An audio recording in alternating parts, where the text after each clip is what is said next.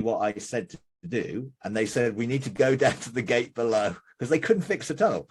And we were over an hour late taking off.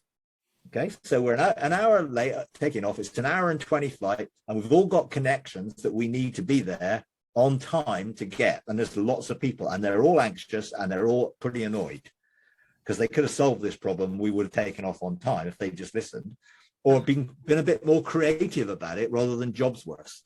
You know, and this is what part of the problem. People don't find creativity very easily. They just thought, well, I can't do that.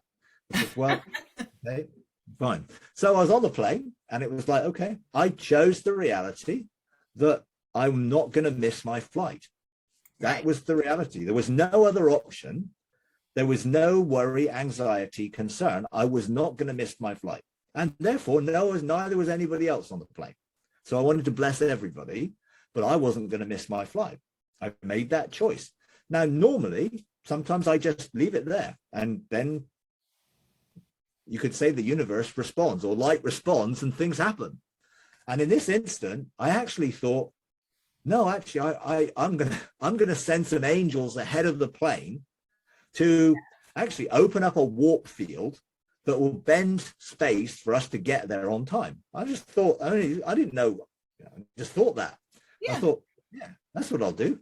I'll just bend space. I'll get the angels to do it because they fly with me. They can do it for me. So I just sat down and carried on. I was doing reading or something.